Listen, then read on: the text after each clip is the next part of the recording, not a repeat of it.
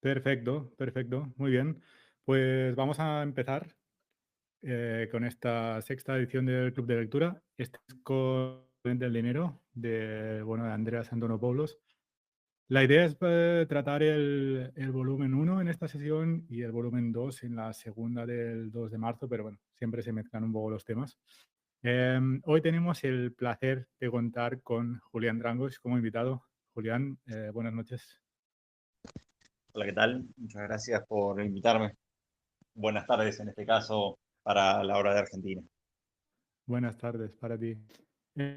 Muchos lo conoceréis. Julián es una persona con un conocimiento muy transversal sobre Bitcoin, un referente en la comunidad argentina, con un background técnico, ingeniero mecánico, profesor. O sea, podría estar así un rato. Em, Os recomiendo a todos que pongáis Julián Drancos Bitcoin en YouTube y vais a ver un montón de vídeos y vais a aprender un montón. Em, para poneros un poco en situación y a modo de introducción, no sé, Julián, supongo que has contado tu background y cómo llegaste a Bitcoin y tal un montón de veces. No sé si quieres repetirlo. Quizá yo te dirigiría a la gente a que escuchen tus vídeos, conferencias, vídeos con Luna que has hecho. Y quizá nos quieres hablar un poco de la actualidad, lo que estás haciendo ahora. Últimamente vi el vídeo que se colgó de la BitConf, la conferencia que diste. Y nada, si quieres explicarnos un poquito con lo que estás ahora y cómo fueron tus primeros encuentros con el trabajo de Andreas y con el libro. Bueno, bueno, como dijiste, seguramente viste, uno cuenta muchas cosas millones de veces. Cómo uno se encontró con Bitcoin siempre es una historia divertida o es una historia graciosa en mi caso. Particularmente, mis hermanos formaron parte de lo que se llamaba acá el primer partido liberal libertario. Y ese primer partido liberal libertario se llegó hasta postularse como para legislador porteño, sería. Y en uno de una reunión, que justito era en un espacio de coworking que se llama Espacio Bitcoin, acá en Buenos Aires, bueno, me habían invitado a ese espacio y ahí los conocí a mis primeros bitcoiners, por decirlo así, eran Franco Amati y Ariel Aguilar. Y en ese momento, a la noche, viste, después de haber estado en ese meetup de libertarios, o sea, volví a mi casa y fue como, bueno, ¿qué es Bitcoin? ¿Cómo minar Bitcoin? Y me pasó por arriba completamente. Estábamos hablando que tal vez esto era el 2013, bastante temprano, ¿no? Y bueno, unos años después, obviamente, me volví a encontrar de vuelta a final 2016. Y ahí, bueno, ya ahí leí el paper y de otros lados lo encaré como algo más tal vez académico, por decirlo así. Y bueno, fue como encontrar como la electricidad. Vos dijiste que era ingeniero mecánico, pero soy ingeniero eléctrico. Soy Perdón, técnico dije electromecánico. mecánico. Perdón, Eh, eléctrico, lo sabes, me lo digo, sorry. De, de hecho, el podcast con Luna es un recap acerca de la historia de la ciencia, un poco, historia de la electricidad sobre todo. Y bueno, y en ese caso me pasó lo mismo que con la electricidad. Bueno, decidí ahí bajarme alguna wallet, comprar mis primeros satoshis, ¿viste? Y hacer pruebas, sobre todo jugar en ese primer momento con la tecnología. Y era un viernes a la noche, recuerdo, y recuerdo que estaba haciendo pruebas, viste, a medida que iba leyendo Mastering Bitcoin, era como, bueno, me bajaba una wallet, mandaba Bitcoin a esa wallet, armaba un QR con una paper wallet y entonces enviaba Bitcoins ahí. Y ponle que habré hecho 4 o 5 transacciones entre el software de Bitcoin Core, una billetera, una paper wallet, ese tipo de cosas, y había gastado en ese momento 5 centavos de dólar total, ¿viste? Lo que te digo, por hacer 5 o 6 transacciones internacionales. Y en ese momento fue como que dije, ah, claro, esto sí o sí eh, va a ser increíble en el sentido de poder enviar dinero a cualquier parte del mundo casi sin fricción, muy barato. Y Bueno, desde ese entonces, como bien vos dijiste, ¿no? Participando mucho en la comunidad y tratando de ayudar desde lo que yo sé, que es básicamente enseñarle a otras personas lo que uno conoce, ¿no? Tengo muchos años de docente en la universidad y entonces tratando de compartir desde ese lado de explicar de alguna forma sencilla o no, hay muchas veces que no me sale, explicarle qué es Bitcoin. Y con respecto a lo que vos decías, al trabajo de Andreas, bueno, a Andreas lo conocimos, o yo lo conocí particularmente en el 2018, en la BitConf que se hizo, que bueno, fue en Chile y después en Uruguay en el 2019. Y bueno, yo ya había hecho, Andreas tiene un curso en la Universidad de Nicosia, y entonces había hecho el curso que se llama Introducción a las Monedas Digitales, que es un curso introductorio bastante comprensivo acerca de todo lo que sería el espacio, algo bastante generalista es el curso. Y bueno, haber hecho todo Master in Bitcoin, ¿no? Los ejercicios prácticos, todo lo recomendado de Master in Bitcoin, tener un nodo, ¿viste? Ese tipo de cosas que uno fue haciendo a lo largo del tiempo. Y por suerte, en una de esas, ahora exactamente no me acuerdo si fue en alguna de esas dos conferencias o si fue en una aparición de él acerca del, creo que la charla llamaba Cripto Invierno, que hicieron acá en Buenos Aires, en lo que se llamaba Paseo a la Plaza, y por haber hecho una pregunta desde el público, me regaló una copia autografiada de Internet del Dinero, que era, justito había salido la versión en español y bueno, le estaba regalando copias y estaba este, haciendo sus trabajos de divulgación de esa versión, ¿no? Buenísimo. Hay una cosa hay una palabra que a mí me resonó constantemente leyendo el libro, que es disrupción, ¿no? Y creo que Andreas es buenísimo transmitiendo esta característica y lo machaca constantemente en varias charlas y suele usar varios ejemplos como con la invención del auto, la electricidad, Internet. Y tú que vienes de un background ingeniero y muy técnico, ¿viste más o menos de primeras el potencial de Bitcoin o la disrupción que implicaba? ¿O cuándo te diste cuenta un poco del calibre de lo que tenemos entre manos? Bueno, con el tiempo siempre, ¿viste? No, no es solamente en un momento exacto, sino son pequeñas partes de ese rompecabezas que van cayendo, fichas que se van acomodando y el pensamiento que yo siempre se los comento a mis estudiantes, ¿viste? Hay un decantamiento natural del conocimiento que vos podés pasarte toda una noche estudiando análisis matemático, pero hay ideas que no van a venirte esa noche, sino que cuando el cerebro, como los músculos normales que uno tiene, el músculo no crece cuando vas al gimnasio 12 horas consecutivas, sino que crece a medida que uno va descansando, ¿viste? Y que se van recuperando los músculos. Bueno, el cerebro es parte de nuestro cuerpo y no actúa de forma diferente. Y hay veces que hace sinapsis en cualquier momento. Vos estás un día escuchando música y tu cerebro hace sinapsis aleatoriamente y va teniendo diferentes tipos de ideas. Y entonces no es que ha sido un momento de, ajá, y esto va a funcionar, ¿viste? Por ejemplo, eh, el que te conté de estar ese viernes a la noche haciendo transacciones de un lado a otro, del nodo, ¿viste? Desde crearte la dirección, porque estaba siguiendo un tutorial, ¿viste? Y desde crear las direcciones, firmar la raw transaction y todo eso.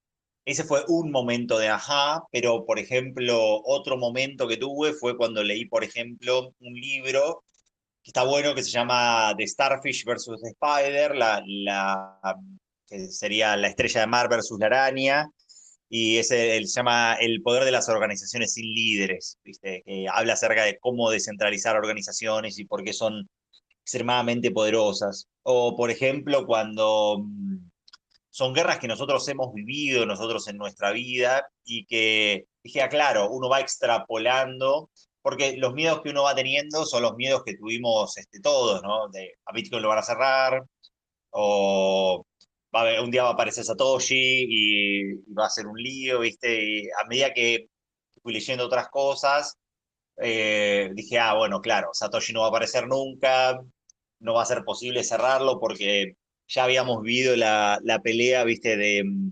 De Sony y BMG contra Napster, y esa pelea nos dio a nosotros Torrent, el protocolo de compartir archivos P2P, y si vos mirás la tecnología de Torrent, básicamente podés pensar la blockchain como un torrent más proof of work directamente.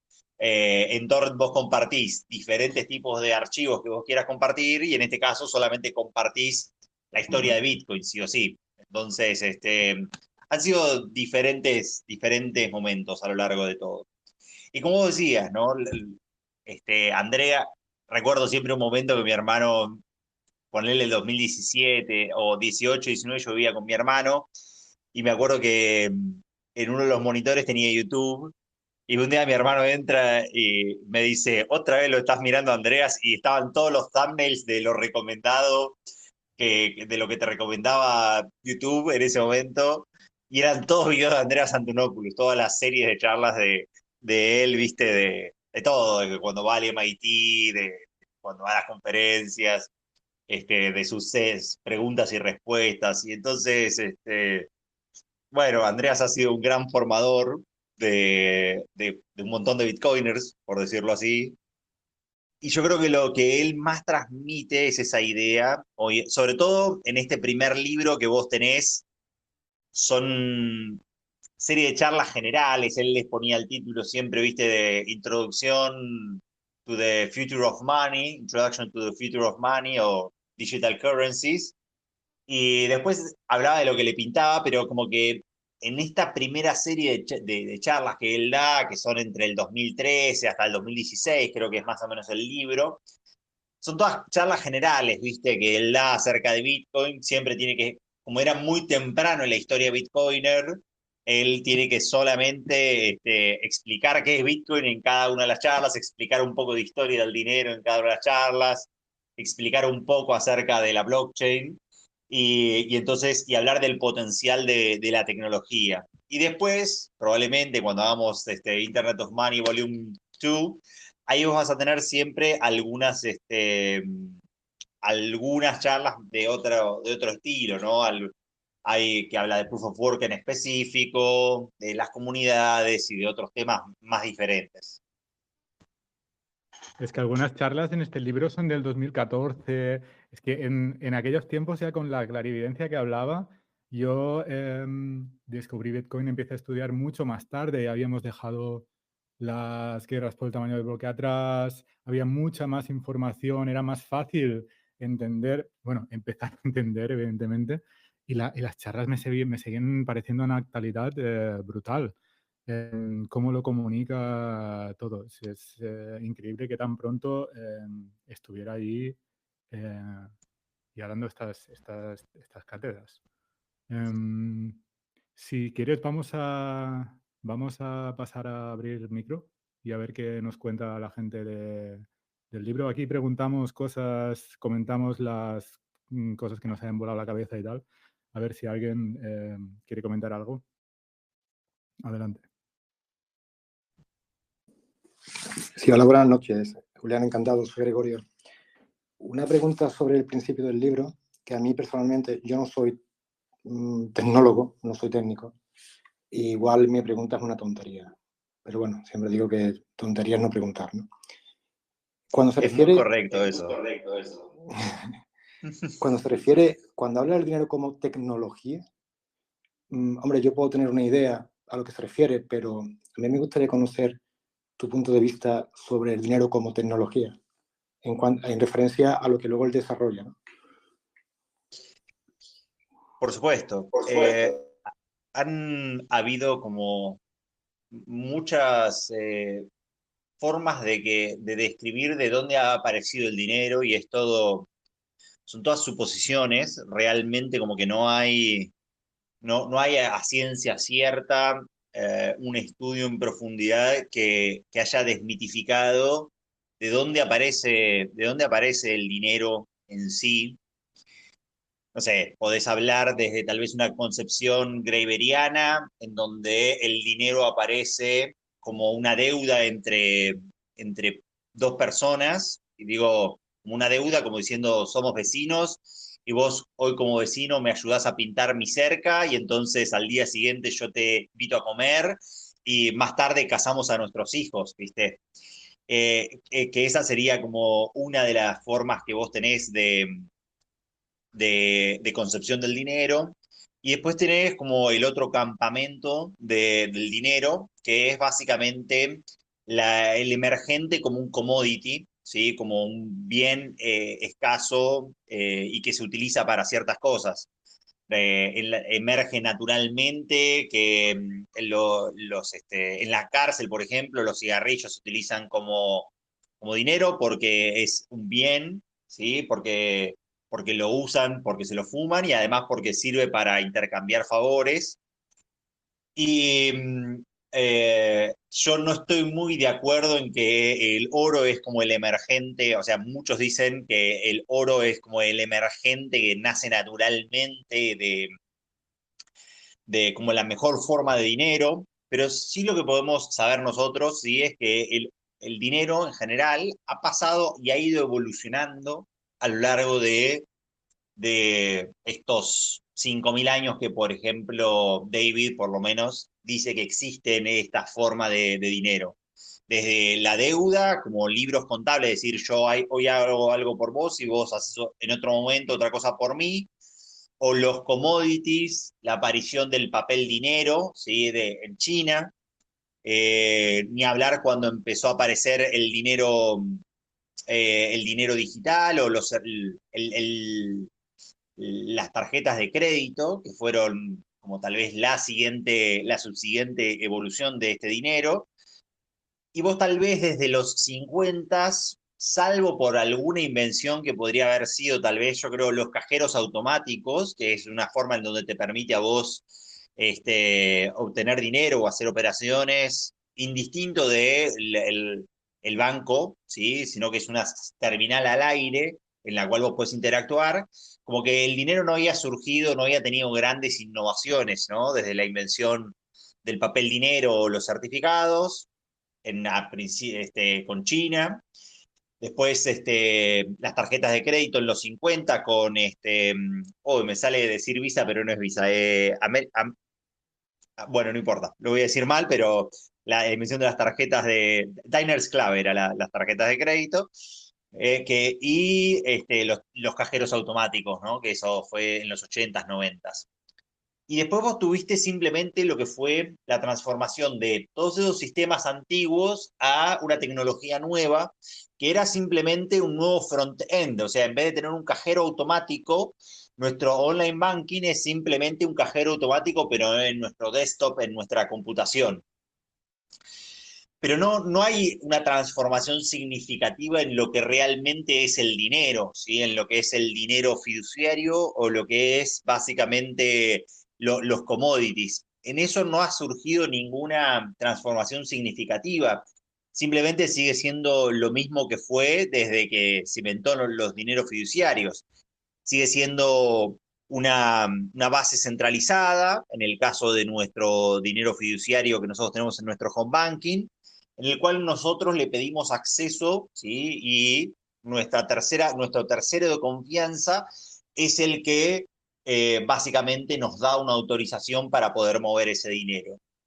Y lo que nos viene a proponer Bitcoin es un cambio radical de paradigma en donde tenemos un cambio de tecnología en donde nuestro dinero es un dinero al portador, ¿sí? Similar a lo que es el dinero fiduciario, pero no electrónico, sino el dinero fiduciario real, físico, en donde nosotros no tenemos ningún tercero de confianza y en donde la custodia de nuestro dinero es 100% nuestra. No solamente el cambio radical de paradigma viene en lo que es la custodia de nuestro Bitcoin, sino que cuando Satoshi inicia la red, él podría haber elegido cualquier tipo de patrón de emisión monetaria, ¿sí? En ese sentido, él podría haber elegido un patrón de emisión creciente, por ejemplo, él podría haber elegido que él dice, bueno, si Bitcoin es adoptado, cada vez más personas lo van a querer utilizar y por ende vamos a necesitar más unidades monetarias y entonces en vez de estar emitiendo, y entonces vamos a necesitar cada vez más Bitcoin, y entonces hagamos un patrón de emisión creciente con la curva S de la adopción, por ejemplo. Y en cambio, el cambio de paradigma radical es que Satoshi decide también crear, al mismo tiempo que crea esta idea del efectivo, es la idea de la escasez digital, la primera forma de escasez digital. Que eso, el patrón de emisión de Bitcoin podría haber sido cualquiera, ¿viste? Y él decide de una forma radical ir en contra de lo que habían sido todos los años desde que se creó la Reserva Federal o desde que se creó, en verdad, cualquier tipo de moneda. Si vos lo mirás, el 99,999% de todas las monedas que han habido en existencia, todas fallaron, ¿no? Y todas fallan siempre por lo mismo, que es el devaciamiento de la moneda, sí o sí. Y Satoshi entonces decide, en algo contracultural, absolutamente, decide hacer un cambio y decir, che, esto va a ser algo completamente disruptivo y va a ser una escasez digital en donde no haya ninguna tercera parte de confianza, donde cada uno es el poseedor de sus bitcoins y el poseedor de su nodo, en donde verifica las reglas, ¿sí? Y además, si vos mirás en el paper él no habla acerca del patrón de emisión, el patrón de emisión aparece recién cuando él libera el código y él dice, mira, el patrón de código es 50 monedas, cada uno de los epochs de emisión monetaria, y cada vez se divide esto en dos. Y entonces yo creo que ahí es donde tenés lo que dice Andreas, que es en un cambio de tecnología. Bitcoin no es PayPal, pero más raro, no es no es el dinero de tu home banking, pero más raro, no es como tu efectivo, pero más complejo, sino que es realmente un cambio de paradigma en la historia monetaria, de lo que se hizo desde el inicio de la historia monetaria, ¿sí? Es un hito en la historia monetaria y el mundo va a conocerse siempre desde un mundo pre-Bitcoin y un mundo post-Bitcoin probablemente, porque va a ser el nuevo estándar monetario que nosotros tengamos si la adopción continúa como viene continuando, y si la tecnología continúa evolucionando como viene evolucionando, porque tiene que albergar toda la actividad económica que viene sucediendo. Sí, muy interesante. Yo quería añadir a esto que ha dicho Julián ahora que en lo último, porque había dos puntos. En lo último que hablabas, que también hay que poner en contexto la época en la que se lanza Bitcoin, que es en la época de los rescates bancarios de la famosa crisis del 2008 y tal. Y que parte del movimiento cypherpunk que intentaba crear ese dinero de Internet, Satoshi también a la vez pienso que se da cuenta de que hay un problema de base que es de toda la historia, que es el envilecimiento de la moneda por la que han caído todos los imperios, y que con esa nueva tecnología a la vez se permite por primera vez crear algo escaso. Y eso muy en contexto de lo que sucedía en esa época, que era la crisis del 2008. Y luego, con respecto al otro punto que apuntabas sobre el dinero si es una tecnología o qué tal, yo pienso que esto lo pone muy bien en contexto la escuela austríaca, cuando por primera vez hacen un análisis ya no empírico, sino empírico, sino científico del dinero, en el que le estudian las características y enumeran unas cuantas, las que conocemos, como escasez, transportabilidad, fungibilidad, etcétera. Divisibilidad. Exacto. Y yo creo que ese estudio científico y esas características que hoy parece como que son básicas, que todavía se pueden ampliar. Es decir, es una tecnología que, como toda tecnología, puede evolucionar y en un posible futuro podamos encontrar incluso nuevas características fundamentales que, a la hora de analizar los diferentes dineros, puedas definir qué tan bueno es uno o en qué factores destaca y hacer un estudio científico, ¿no? de qué tan bueno es un dinero en los diferentes usos o en las diferentes aplicaciones. Sí. También es una idea de, por decirlo de alguna manera, separar el dinero del Estado, o mejor dicho, dejar de tener un dinero controlado por la política económica o por la política tradicional, y empezar a tener un dinero, ¿sí? Que es un dinero, como bien lo decía ahí, científico. Es un dinero, ya sea Bitcoin o cualquiera de todas las criptomonedas, ¿sí? Empezar a que la evolución de esta herramienta no esté en función de los bancos centrales, no esté en función de los bancos tradicionales, sino que esté en función de los científicos. Simplemente porque ha sido la ciencia en general, ha sido en general la rama que más beneficios nos ha traído a la población. Si vos lo mirás, la primera revolución industrial ha sido traída por la invención del motor. La segunda revolución industrial ha sido por la invención de la electricidad. La tercera revolución industrial ha sido traída por la invención de los semiconductores, los microchips, básicamente, transistor. Y la cuarta revolución industrial, ¿sí? Vos tuviste, las primeras dos fueron revoluciones industriales de energía, por llamarlo de alguna manera, motor de vapor o la electricidad. Después tuviste la siguiente revolución industrial, que fue de la información, y en este caso, si emerge de las criptomonedas, vas a tener una revolución industrial de la economía, una revolución industrial de las finanzas, una revolución industrial del dinero, simplemente porque así opera la ciencia cuando vos le permitís innovar sin ningún tipo de fronteras, cuando vos le permitís a la gente que haga invenciones. Entonces vos con Bitcoin tuviste como la primera receta de las criptomonedas y tuviste como la explosión cámbrica de millones de proyectos o miles de proyectos, decenas de miles de proyectos, y de ahí es donde van a ser la mayor revolución económica que hemos visto. Así como lo viste en la primera revolución industrial, las mejores empresas eran empresas energéticas. En la segunda revolución industrial también, porque era una revolución simplemente de la energía. La tercera revolución industrial, tenés ahora, ¿sí? Las mejores empresas eran las de microchips o Microsoft o Apple, y ahora tenés las empresas más caras, no sé, Facebook, Meta, por decirlo de alguna forma. Lo más probable es que Bitcoin empiece a competir, Bitcoin y las criptomonedas empiecen a competir en esos efectos de red a las escalas de ser empresas planetarias, sí o sí.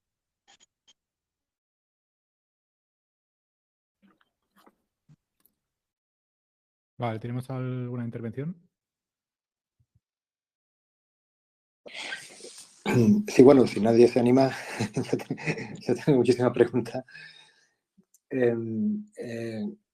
Hay otra parte también al principio que comenta del libro donde habla realmente de cómo cualquier persona en ese peer-to-peer puede ya, pues bueno, lo que ya todos sabemos, ¿no? Como esa revolución de repente, pues ya los bancos pierden el poder. Él sí habla a favor de, en estos años realmente, que ha habido un efecto liberalizador por parte de la banca, pero como que la banca ahora ya se ha ido del lado del enemigo, ¿no? No sé, no sabría cómo llamarlo. ¿Realmente crees, porque hay un poco donde está la parte compleja, ¿no? O sea, que sí, que va a ser una revolución, pero ¿qué tiempo puede tardar hasta que empecemos a ser realmente conscientes en la sociedad del potencial que tenemos entre las manos? Bueno, hay una frase que Andrea siempre dice, que es difícil predecir, pero sí te voy a dar algunas ideas como para que puedas tal vez ordenar los pensamientos de arriba. vos tenés como diferentes escalas en el mundo. Por ejemplo, la escala, no sé, de atómica, ¿sí? Son, no sé, los nanómetros, es algo muy chiquitito. Y los tiempos, no sé, en los que giran los electrones son, no sé, nanosegundos directamente. La electricidad, por ejemplo, que es algo un poco más grande, ¿sí? Son fenómenos transitorios, pero la electricidad, los fenómenos transitorios de la electricidad duran milisegundos, por ejemplo. Cuando hay un cortocircuito, no sé, 100 milisegundos, eh, básicamente disparan nuestros interruptores.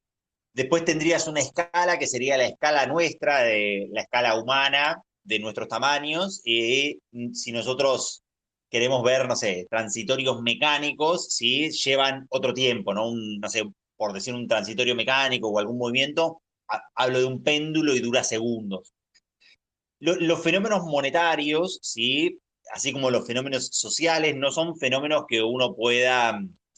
Eh, que duren, que uno dice, che, esto en 4 años va a estar siendo adoptado por todo el mundo.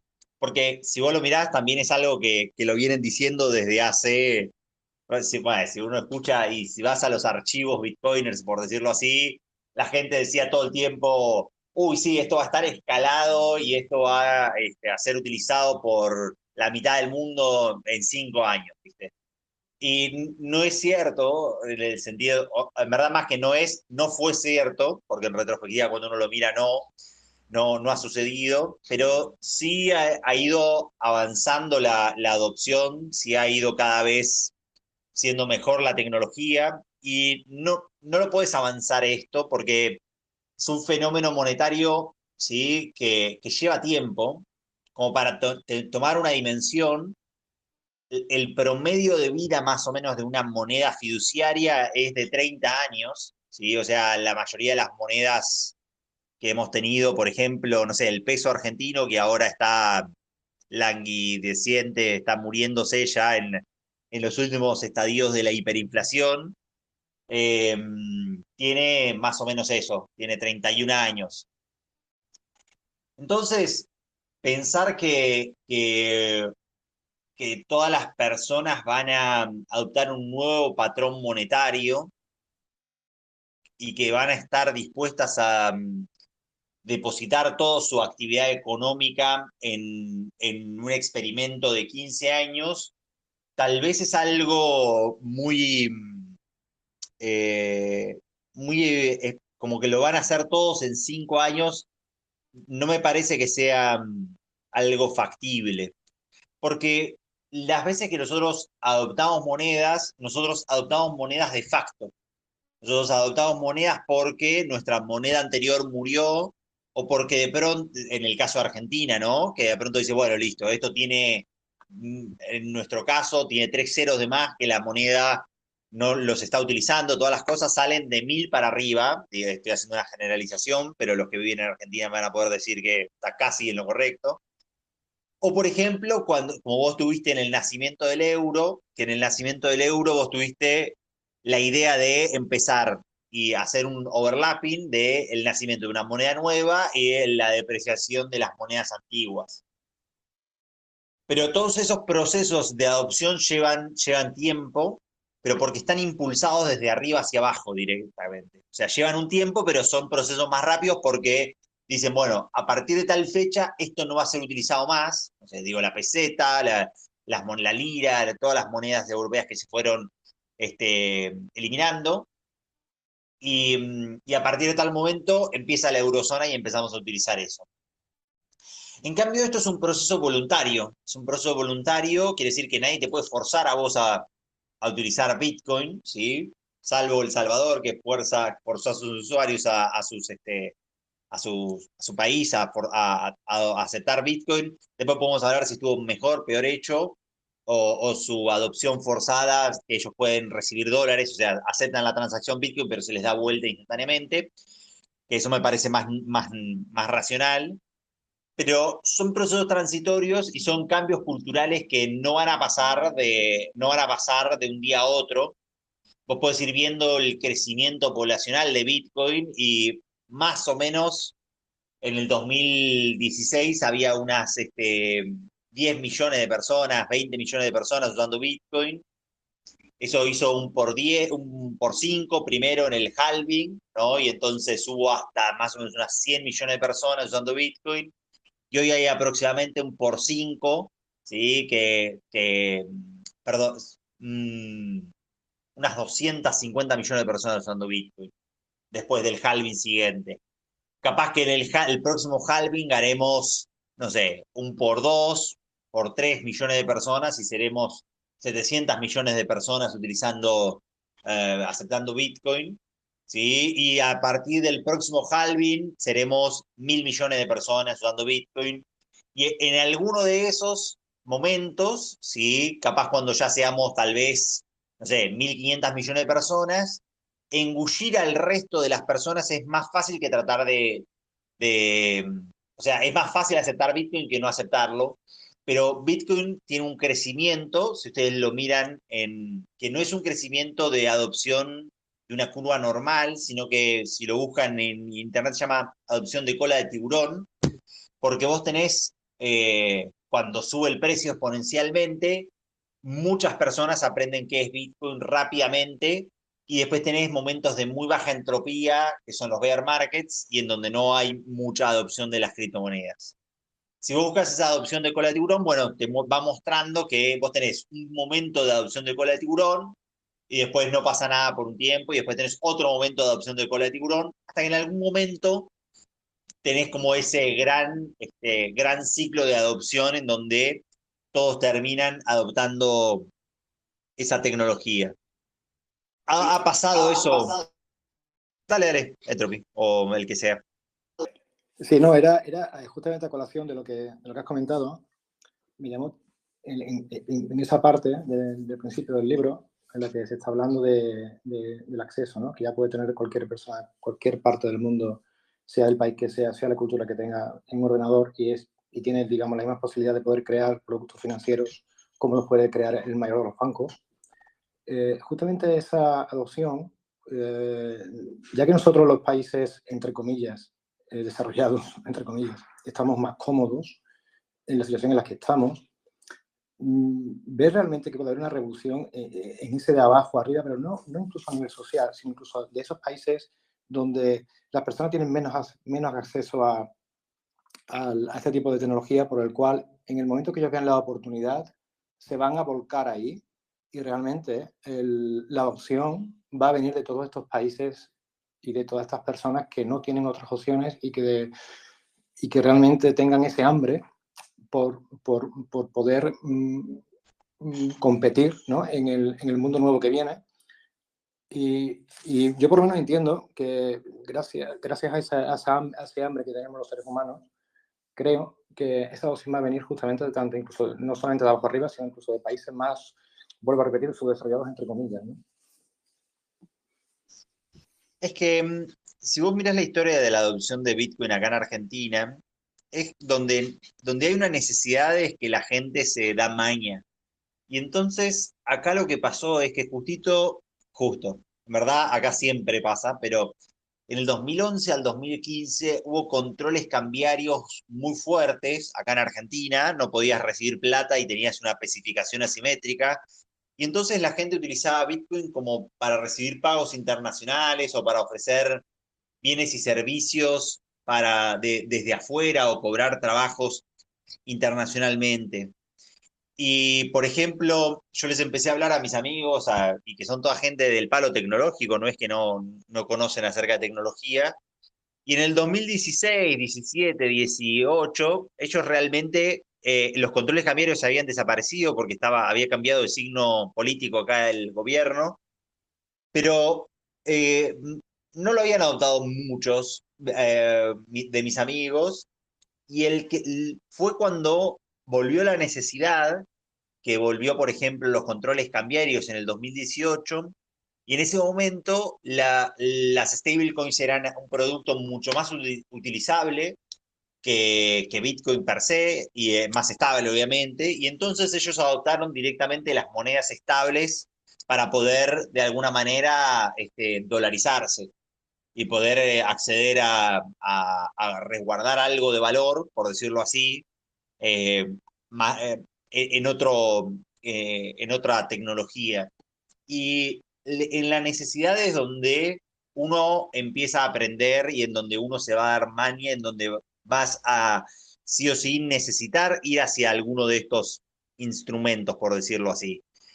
Si vos estás en los países hiperdesarrollados, en donde no tenés problemas, en donde podés acceder a tu banco, en donde no tenés confiscaciones bancarias, en donde no tenés devaluaciones intempestivas y en donde está todo controlado, realmente no necesitas Bitcoin en general. Y es en donde vos ves que la adopción es lo menos necesaria. Pero en donde los países en donde la economía no es lo mejor de todo, es en donde la gente toma más riesgos porque el riesgo recompensa, esa relación entre el beneficio y el costo es lo máximo que hay. Y por eso vos tenés países de acá en Argentina donde tenés la adopción de criptomonedas como algo máximo directamente. O sea, no es que es algo no es que es algo, yo creo que por lo menos 1 de cada 10 seguro utiliza las criptomonedas en algo, ya sea porque lo utiliza a través de algún exchange para dolarizarse comprando monedas estables o porque adoptó Bitcoin ya desde temprano y sabe cuál es el futuro. Cuando tengan la necesidad, entonces, en el mundo desarrollado, ustedes ya tuvieron una primera sacudón inflacionario. La inflación viene por oleadas, no es que viene y se mantiene y baja y después baja y los precios se retraen, sino que durante los últimos años tuvieron una inflación de, no sé, 9, 10, 15% tal vez en valores reales, y baja ahora por los años selectivos o los años de las elecciones, pero esto en unos años más va a dar otro valor y va a pegar otro salto, ¿sí? Y vas a tener sí o sí, no sé, en vez de llegar a 15, tal vez llegue a 25 y va a bajar. Y tal vez va a llegar a 40 y después va a bajar. Y eso es lo que nosotros hemos vivido en estos últimos 15 años y hoy nos encontramos en una inflación de 200% directamente. Y así es que la gente ha adoptado todo esto simplemente porque, digo, todo esto, desde las cuevas, ¿sí? Hasta las criptomonedas y todo lo que hay en el medio.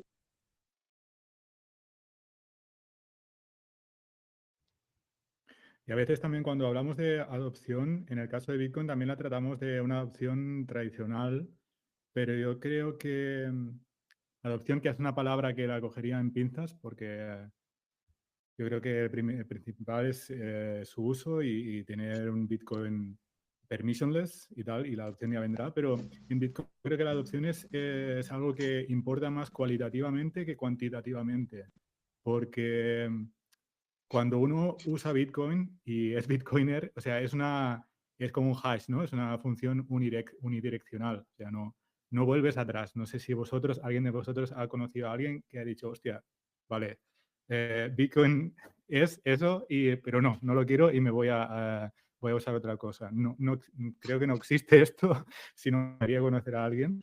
Por lo tanto, el que ya ha entendido Bitcoin y lo usa y tal, no va a volver atrás. O sea, no creo que vayamos a ser menos Bitcoiners. O sea, que la adopción ya está ahí y puede ser que sea paralela, no tiene que usar todo el mundo ni que nuestro círculo no coiner tengan que usar todos Bitcoin, ¿sabéis?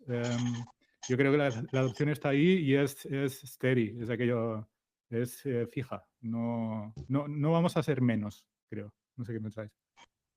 Sí, depende también. El que ha pasado tal vez 5 horas o le miró un video de YouTube de 1 hora y para él Bitcoin tal vez es solamente el ticker.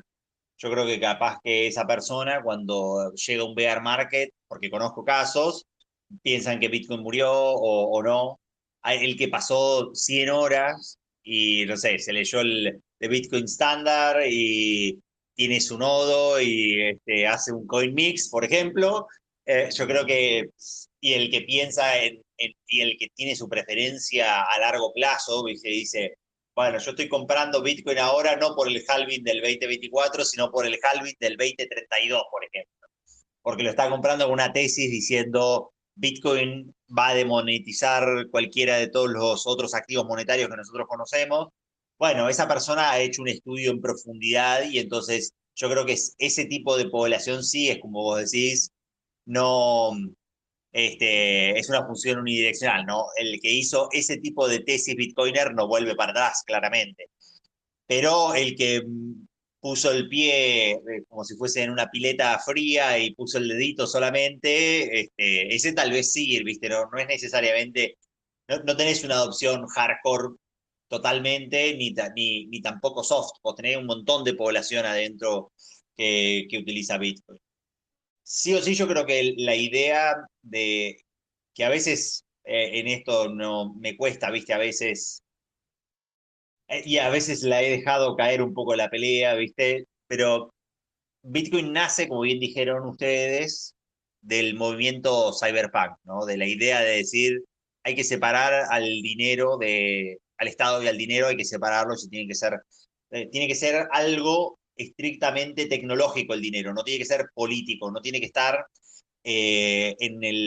no me sale la palabra, los whims, en los antojos de alguien, ¿no? De si hoy se le antoja a nuestro gobierno subir la tasa, bajar la tasa, si hoy se le antoja a nuestro gobierno abrir cuentas, cerrar cuentas, eso no tiene que suceder, sino que tiene que ser algo estrictamente, una nueva forma de contenido, por decirlo así, como ya que estamos hablando de Internet of Money, hay una de las charlas que es la idea de la moneda como lenguaje o simplemente como una nueva forma de contenido, ¿no?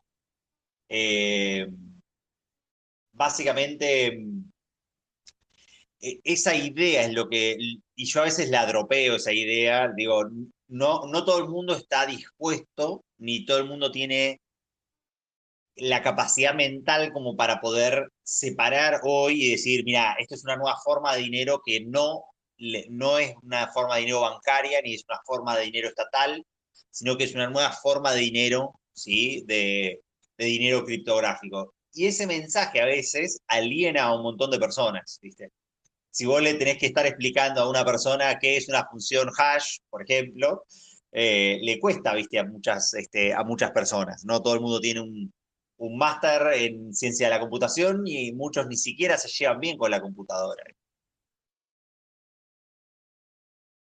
Sí, de hecho hay una frase en la que, a ver qué charla es esta, la de principios de diseño de Bitcoin, que dice también, espera, la tengo por ahí. Bitcoin, sin embargo, supone una ruptura radical con el pasado, por lo que comprender cómo funciona el dinero tradicional ayuda muy poco. Y en todo caso, dificultará aún más su comprensión sobre Bitcoin. La gente que menos entiende de Bitcoin son los especialistas en sistemas monetarios tradicionales, ¿no? Es una cosa, tienes que romper un poco para entender.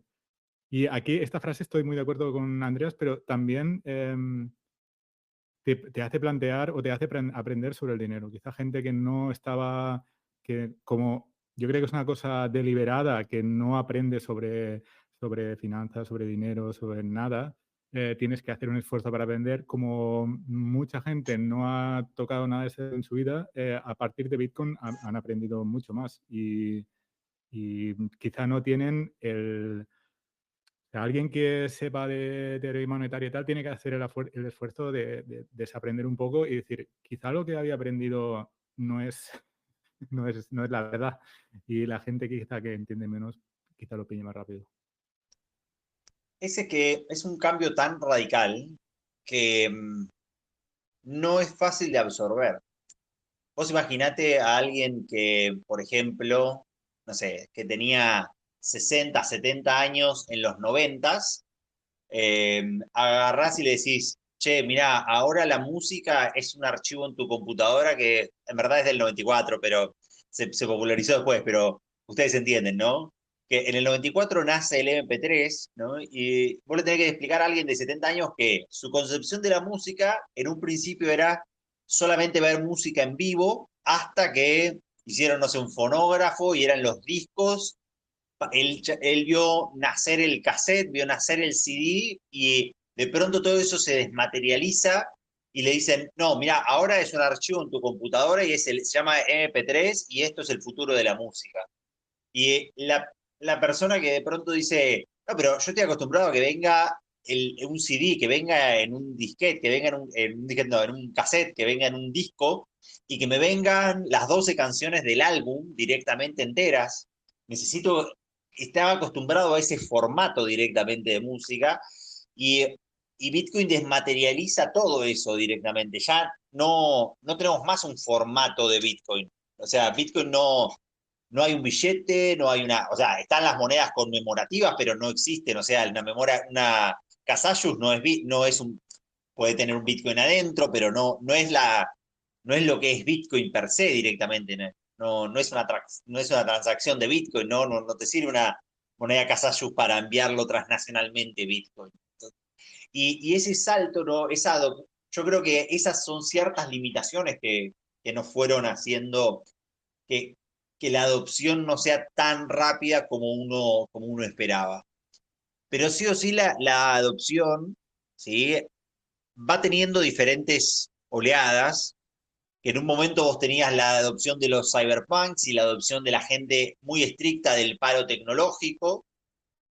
Después tuviste la adopción de la oleada de los libertarios y de la economía austríaca. Después tuviste la adopción de la gente de finanzas, ¿sí? O de las family offices, de la gente que de pronto era un poco más financieramente, digo, la del 2017, ¿no? La gente que tenía algo de plata y que de pronto decía, che, esto puede estar funcionando. Y de a poco vos vas teniendo las diferentes capas de adopción, en donde con MicroStrategy vos tuviste adopción de un montón de empresas para sus balances, y tuviste la adopción de algunas naciones y estados, El Salvador, Lugano, la República de Oeste de África, o sea, y tuviste todas esas experiencias que van haciendo que la adopción vaya aumentando.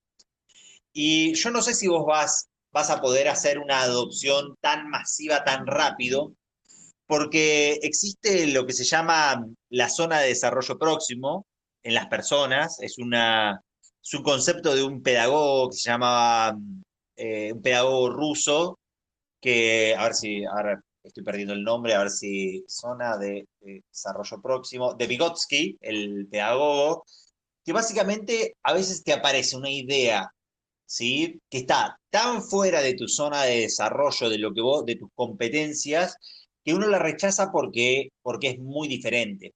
Y lo mismo le ha pasado a la gran mayoría de las ideas, ¿sí?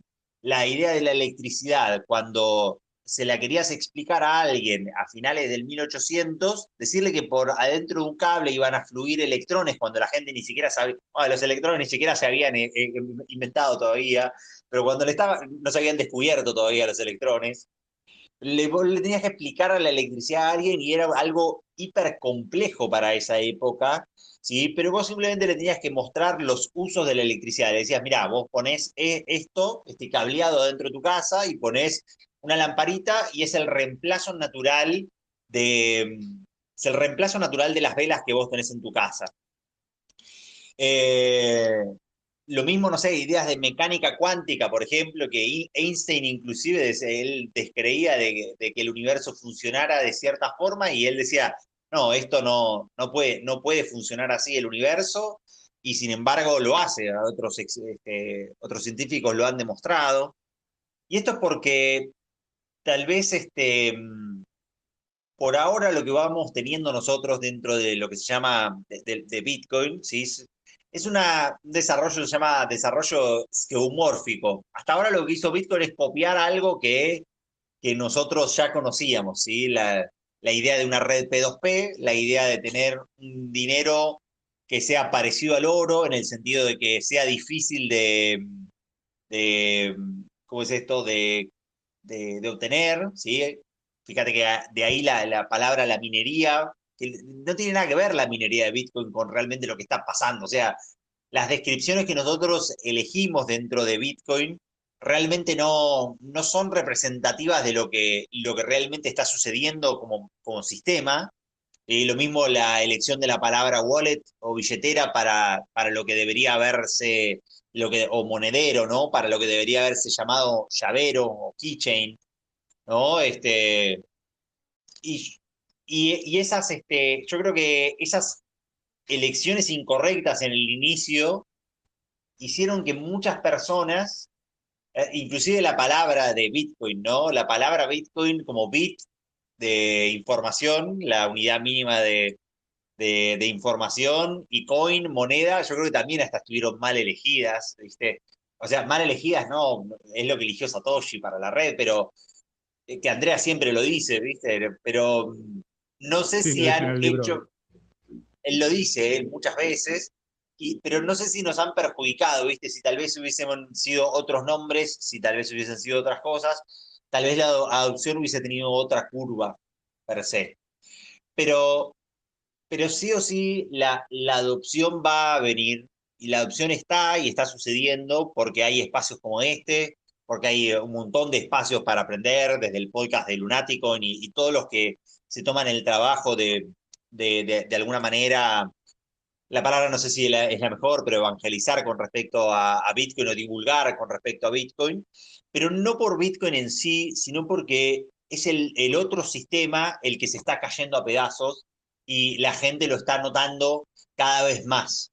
Entonces, ustedes que dicen que estaban hablando de España y que ustedes que estaban hablando decían, eh, creo que esta charla está en otro de los libros de Andreas. Pero ustedes decían, y nosotros que somos un país desarrollado, creo, porque ustedes lo notaron, o sea, la diferencia que hay, por ejemplo, de Europa entre los países que están hiperdesarrollados y tal vez ustedes, ¿sí? La diferencia que hay entre Alemania, el Reino Unido, Bélgica, los países de Noruega, Suecia, Suiza, o los países como podrían ser España, o los países como podrían ser Grecia, o los países como podrían ser Italia, ¿no? Ha quedado una diferencia entre de los países de la eurozona, en donde la idea era hacer todos iguales, pero realmente no, ha quedado una zona A de la eurozona y ha quedado una zona B más relegada, ¿sí? Simplemente por cómo ha sido los tipos de cambio a la hora de la unificación, por cómo han sido los mercados de trabajo, por quiénes se han sido beneficiados de la eurozona y quiénes no han sido beneficiados de la eurozona. Toda esa adopción de los países, de esos países que han quedado en la zona B, es gente que instintivamente sabe que el sistema no lo está favoreciendo. Que vos te das cuenta que después de lo mencionaron ustedes también, que después de la crisis de los Lehman Brothers, todavía 10 años después y seguís teniendo un estancamiento en tu calidad de vida, ¿viste? Capaz que tuviste una inflación gigantesca, todavía seguís en un trabajo que no te termina de convencer o de pagar bien, tal vez no tenés una casa propia, ¿viste? Todas esas secuelas que han dejado la crisis, tal vez la gente no sabe ponerle un nombre a lo que está pasando, pero realmente la gente lo sabe indirectamente, y por eso vos vas viendo que la gente vota oferta, en España no particularmente, pero la gente en otros países sí ha votado otras ofertas políticas. En Meloni en Italia, por ejemplo, acá en Argentina, Milei. En Italia, en España han elegido mal nuevamente, pero yo creo que después de estos próximos 4 años que les esperan, o sea, ojalá les vaya bien, pero si siguen las mismas recetas que nosotros ya hemos visto acá, estas recetas que él va a aplicar realmente van a traer resultados pésimos directamente. Hay una pregunta, Julián, sobre el asunto de, bueno, el tema de formación. Imagínate que todavía nos queda a nivel cultural en España dar un paso hacia adelante y por lo menos empezar a entender que, además eso lo deja muy claro el principio de Andrea, donde comenta que parece que hablar del dinero es algo malo, que es el demonio, que eres mala persona si hablas del dinero, por lo cual la formación, imagínate, es mínima. La gente con una edad y con una cultura general, la gran mayoría no tiene unos mínimos de conocimientos financieros sobre cómo funciona. Pero a mí me llama la atención es cómo él va tratando todo el tema de la deuda, porque realmente la deuda, él como que va poco a poco abriendo el melón, no abriendo el melón poco a poco de la deuda, porque va a ser la gran bomba, ¿no? En ese momento de mí. Y mi gran pregunta es, ¿cómo puedo aceptar justamente cuando venga esa bomba donde la deuda sea insoportable porque ya la gente ha abierto los ojos, ha empezado ya a meterse en el sistema Bitcoin, ha ido evolucionando? ¿Cómo puedo aceptar esa caída de los estados que puede venir a través de la deuda? Yo creo que es algo paulatino. O sea, estoy completamente de acuerdo con vos en lo que dijiste, y así como Argentina es un hijo de Italia, Alemania, Italia, España mayoritariamente y algo de Alemania, acá tampoco se hablaba de dinero, ¿viste? O no es algo que sea común, ¿viste? No somos una nación hiperfinanciera. Lo que sí somos es más precavidos, pero por cómo ha sido nuestra historia, nosotros hemos tenido mucha hiperinflación en los últimos 50, 70 años, hemos tenido varias confiscaciones monetarias y, y lo que nos pasa a nosotros es que nosotros hemos tenido hasta, en verdad no sé si hasta, pero tal vez con la llegada de Milei puede haber algo así de esperanza, no sé si de toda la población, ¿viste? Pero yo fui perdiéndole la palabra de fe directamente a que la política vaya a resolver mis problemas particularmente. O sea, no es que yo espero que últimamente yo ya no espero que la política me resuelva mis problemas, sino que está fuera de mi control y yo trato de controlar lo que está cerca de mi control, trato de mejorarlo, trato de salir adelante, ¿sí? Yo creo que la gente va a empezar a darse cuenta que los sistemas van presentando las grietas porque nos ha pasado, eh, pero porque se van viendo las grietas de los diferentes sistemas. O sea, vos tuviste en nuestra vida, si tenés una edad más o menos a la de lunático, a la mía, en 30 años tuvimos 3 crisis que solamente la veía en el siglo pasado una vez en la vida.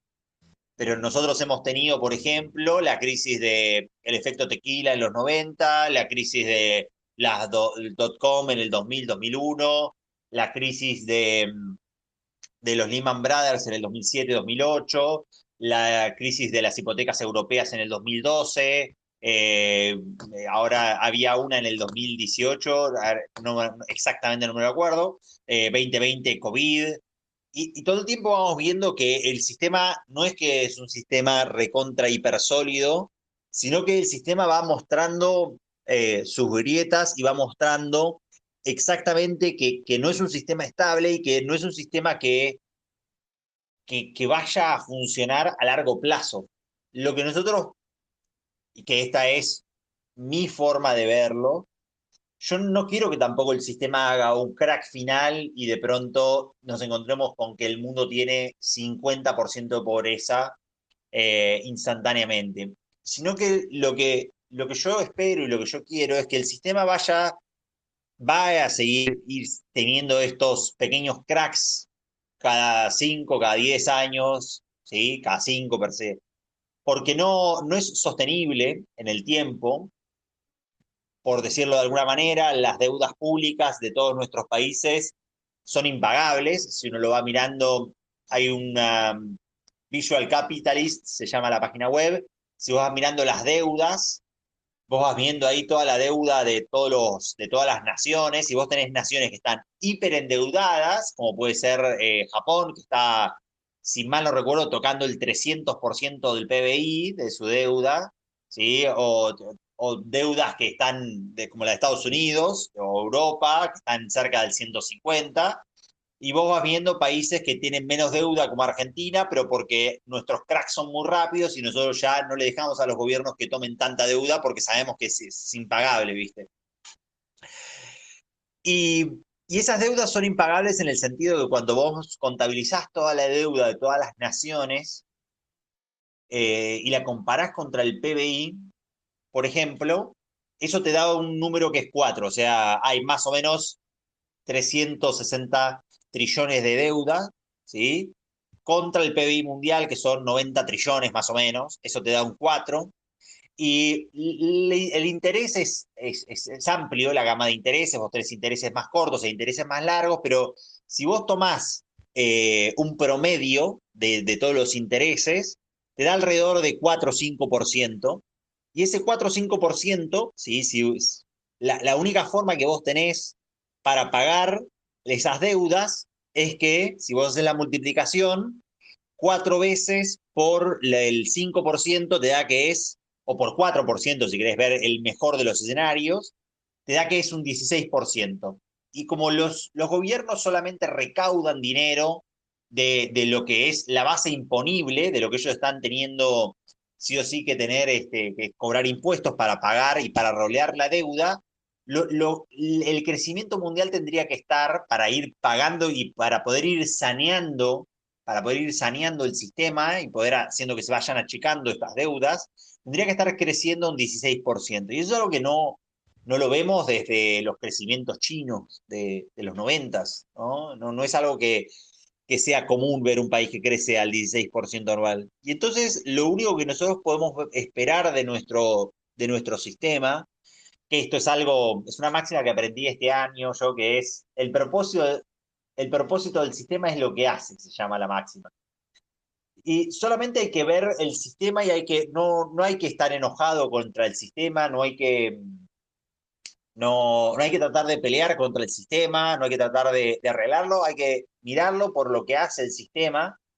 Y el sistema lo que va a hacer y lo que vino haciendo durante este último tiempo es simplemente devaciar la moneda, ¿sí? Para que esa deuda simplemente se vaya licuando y nada más, no es que puede hacer otra cosa, porque pagarla no la puede pagar porque no le alcanzan las tasas de crecimiento y entonces solamente queda la opción B, que es licuarlas. La opción C sería lo que sería desastroso, que sería un default de las deudas o lo que sería David Graeber en ese libro, él decía que cada tanto había los reyes magníficos perdonaban todas las deudas.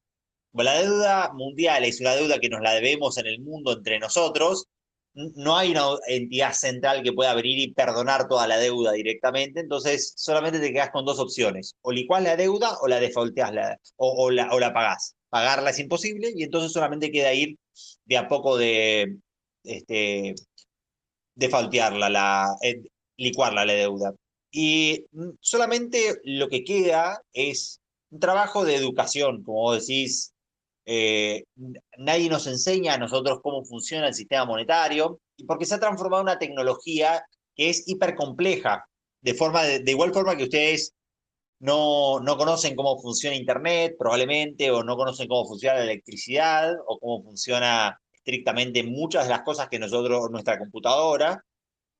El sistema monetario internacional se ha convertido en una maquinaria muy grande y muy intrincada, y que no todo el mundo conoce cómo funciona y cómo opera, y tampoco es necesario para que el común de la gente lo tenga que aprender. Es como que vos, para que manejar un auto tengas que aprender cómo funcionan todas las intrincadas piezas de ese auto.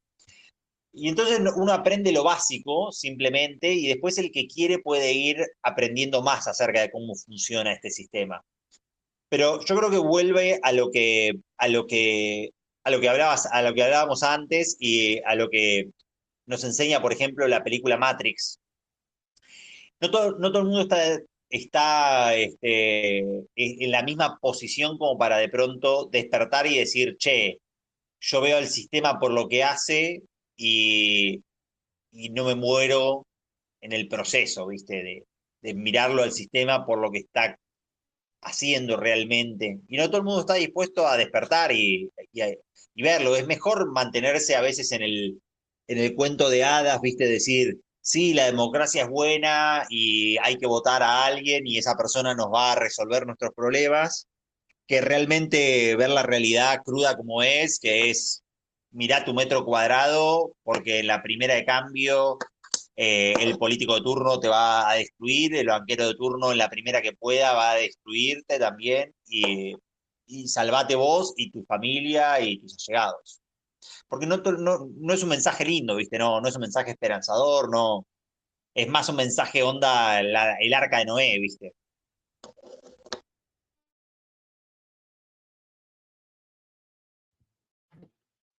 Julián, ya que estás aquí, antes con cierto de explicar la electricidad a alguien, ¿no?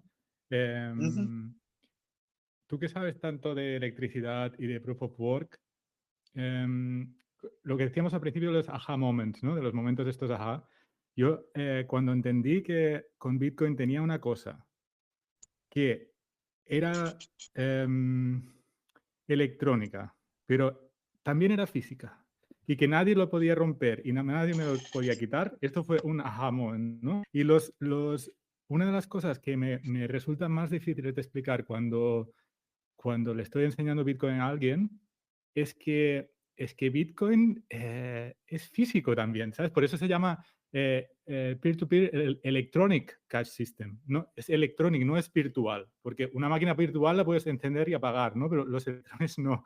Entonces, en inglés hay un concepto que se llama la reification of information, que en español sería la reificación de la información, ¿no? Que es como la información hecha materia. Y no sé qué elevator pitch o ¿sabes? ¿Cómo le explicarías a alguien en un minuto, si es posible, que Bitcoin existe, ¿no? Porque me encuentro muchas veces con que es muy difícil explicar esto de una manera clara. ¿Tienes algún truquillo, alguna frase o cómo lo haces? No sé si, a ver, lo mejor es cuando uno lo experimenta, ¿no? Creo que cuando uno lo experimenta es que ahí te das cuenta de su existencia. Pero no sé si a todos nos ha pasado, viste, que nos preguntan cosas que son difíciles de responder y tal vez esa sea una de las que es difícil de responder. Yo recuerdo que mi mamá siempre me preguntaba, ¿y por qué vale plata esto? ¿Viste? Como diciendo, che, pero ¿cómo puede ser que esto valga dinero? ¿Viste? Y me costaba explicárselo a mi madre, de decirle que por qué. Lo que vos le podés siempre decir a la gente es que todas las cosas son físicas, aunque sean digitales, también tienen su contraparte física.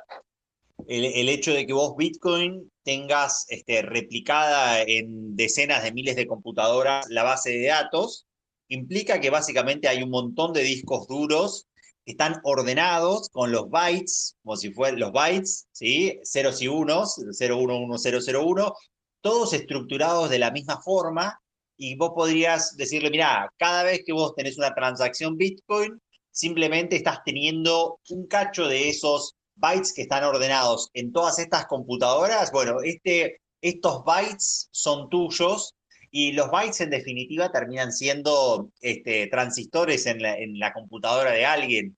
Si vos querés, podés tener también en las computadoras de todos y en tu propia computadora podés tener una copia exacta de los bytes ordenados de Bitcoin. Yo creo que esa es la mejor forma para decirle a alguien, che, mira, ordenás 011010 y esto también es una forma de una representación de Bitcoin.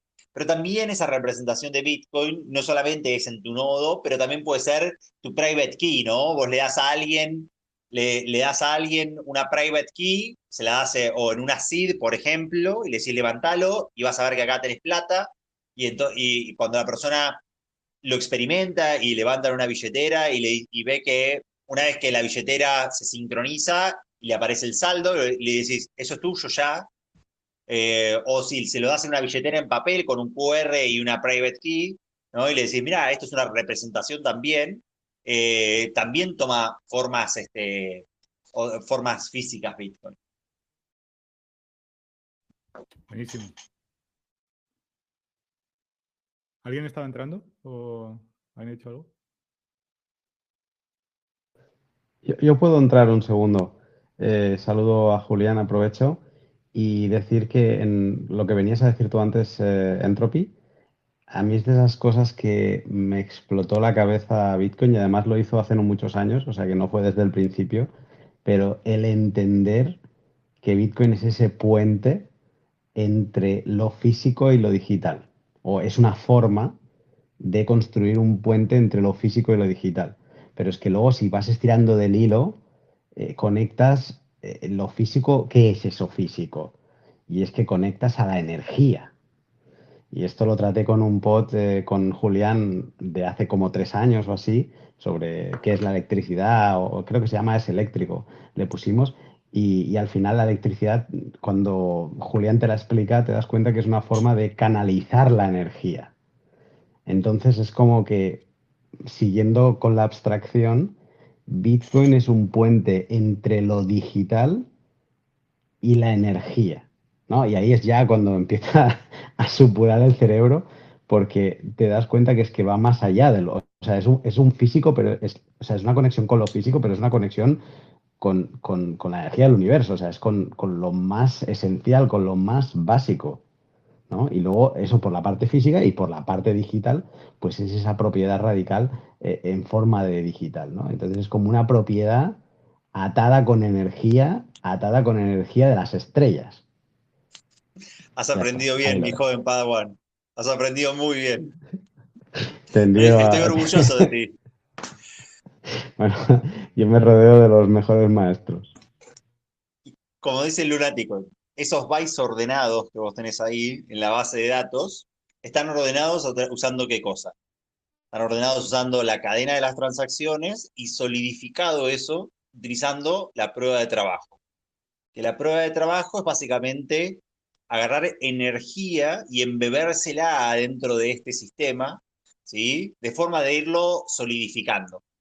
Cada vez que vos querés realizar algo en el mundo, sí o sí tenés que gastar energía. No hay nada que venga gratis, ¿viste? En el mundo, salvo para los socialistas. Pero para la gente que entiende cómo funciona el mundo, todo te lleva energía. Vos querés construir un puente y necesitas desde todos los materiales, hasta todo el trabajo, hasta todo lo que vas a estar este, armando, más todo lo previo del diseño directamente. Bueno, Bitcoin tiene su diseño y adentro del ordenamiento lo que vos le vas haciendo es le vas embebiendo energía, que es básicamente lo más escaso, tenés la dualidad simplemente en el universo, ¿sí? Que lo dice la ecuación de Einstein, ¿sí? La energía es la masa y la velocidad de la luz elevado al cuadrado, o sea, la energía y la masa, lo que nosotros tocamos, es exactamente lo mismo. Y Bitcoin es parte de esa dualidad. Bitcoin es la energía que nosotros le fuimos embebiendo adentro de este sistema durante ya 15 años, y también es la masa, ¿sí? Toda la parte física que forma parte de Bitcoin. Que forma parte de Bitcoin es desde todos los bits ordenados de las transacciones, a todos los nodos que nosotros tenemos en nuestras casas, a todos los mineros que van a seguir trabajando y realizando la prueba de trabajo, ¿sí? A todas las billeteras y todo el software corriendo de Bitcoin, que sea aunque sea el Simple Payment Verification, hasta todos los cables que transportan Internet y que transportan todas nuestras transacciones. O sea, Bitcoin tiene su contraparte material todavía. Pasa que nosotros vemos una UI linda y pensamos que no hay nada atrás de eso, pero detrás de una UI linda hay píxeles que están encendiéndose y es un píxel RGB, y atrás de ese píxel RGB hay un transistor, ¿viste? Un LED, perdón, ¿viste? Atrás de ese LED uno se enciende más fuerte, uno más lento, uno más débil, y ahí tenés los colores. Todo tiene su contraparte física que no la puedes esquivar. Y luego, escuchándote ahora lo que decías, me has hecho pensar en partes del libro de Lowery, el de software, que publicó el año pasado, luego lo retiró de la venta, ¿no? Supongo que se encuentra en PDF, No sé si en donde... PDF, pero la maestría de él, que es el libro, está pública en internet porque es una maestría presentada en la página del MIT, así que eso se puede buscar y descargar. Yo lo tengo, si alguno lo quiere, me lo pide. Pues en la parte, o sea, sus tesis de Bitcoin como arma no se las compro, pero el libro es muy duro, está escrito de una forma muy personal y no es fácil de leer, pero cuando lo digieres está muy bien porque te hace, bueno, es una forma de entender cómo los organismos han crecido y básicamente han luchado por la subsistencia, por la búsqueda de recursos para sobrevivir, ¿no? Y han luchado pues para ser mejores que el resto y así tener esa ventaja competitiva que les permita sobrevivir a ellos y no a otros. Pero lo que te das cuenta con muchas ideas que dicen es que el universo en general es pura entropía y el universo te quiere matar. O O sea, nacemos y el universo nos quiere matar. O sea, nosotros somos una apuesta contra todo. Somos una apuesta porque nosotros somos extropía. O sea, tenemos una estructura, un organismo es una estructura ordenada de células que lo que busca es a través de aporte de energía, ordenar cosas. Mientras que el universo busca lo opuesto, desordenarlas y separarnos, ¿no? O sea, separar esas células y que se vayan cada una por su lado y que no haya orden. Entonces, Bitcoin es un poco eso, ¿no? O sea, Bitcoin, ya te entras en ese lado de es un organismo, no es un organismo, porque de alguna forma, o sea, están los incentivos para que ¿Qué, se haga un qué aporte definís? energético. ¿Qué definís ¿El qué? como organismo? No tengo la teoría para eso. O sea, ¿Cómo que no?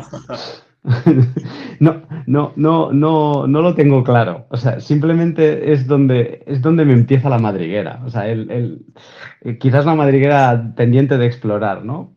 Pero sí que me da la sensación de que algo hay ahí, algo de organismo tiene, porque estamos viendo cómo hay gente que tiene incentivo. O sea, no sé si la minería es el metabolismo de Bitcoin.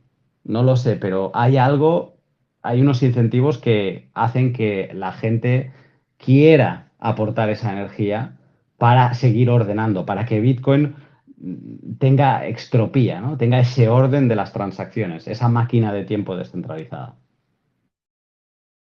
Acá esto dice, un organismo es un conjunto material de una organización compleja. Hasta ahí, yo digo, Bitcoin es un organismo, en la que Cumple, intervienen sistemas de comunicación, P2P en este caso, pero él cumple. dice comunicación molecular, que lo relacionan internamente y con el medio ambiente, Bueno, en un intercambio de materia y energía de una forma ordenada, teniendo la capacidad de desempeñar las funciones básicas, en este caso, de la vida, ¿no? Que son la nutrición, la relación y la reproducción, ¿no? Yo ahí, para mí va perfecto. Vos tenés la nutrición, que es la prueba de trabajo, tenés la relación, que son las transacciones, o sea, Bitcoin se relaciona con todo su medio ambiente, con cualquiera que quiera enviar una transacción, y tenés la reproducción, que son los hard forks. ¿Cómo no vas a tener ahí la mitosis? Para mí es un organismo vivo. vale. Hay que enviarle a Andreas una nota de que su primer volumen nos ha llevado a esto, ¿eh? Hay una charla de él que es de Bitcoin, pero no sé no está en este libro, pero a ver si ya te digo cómo se llama, que habla acerca es en un bar a la salida, que es acerca de un ser viviente, o de cómo es la evolución, una cosa así se llamaba. A ver si está en Evolution. Andreas tiene charlas de todas. Está The Lion and the Shark, esa sí era. Ujú. Y ahora no doy exactamente con el video de Anto. A ver si en los play. Sigan ustedes y yo busco eso. Sí, si no, luego que se ponga como lectura complementaria, porque Andreas, te das cuenta cuando le investigas que, que seguramente ya lo ha pensado, o sea, cualquier tema seguramente ya lo ha pensado y lo ha tratado Andreas antes. Y muy probablemente tenga un vídeo sobre ello. Sí, para quien le interese este tema también de Bitcoin como organismo vivo, creo que lo pusimos esta semana en el chat. Brandon Quitten y Gigi tienen también algunos artículos buenos sobre eso. Ya lo colgaremos luego.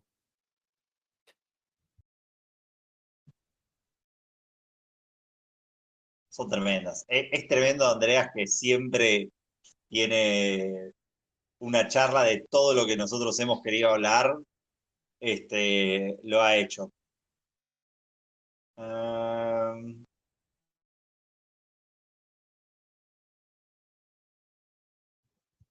5 pilares. Cada tanto hay que hacer una semana de Andreas Antonopoulos y cada tanto hay que irse siempre Para ponerte tirándolas de las pilas, vuelta. para ponerte las pilas, sí. Um, Net neutrality. Acá, una evolución, es esta. Es A New Species of Money, an Evolutionary Perspective on Currency. Y es en donde él habla acerca de esto. Ahora después la comparto para el que la quiera mirar. Él habla acerca de cómo van evolucionando, de cómo se parece Bitcoin a un organismo vivo. Buenísimo, me interesa esta.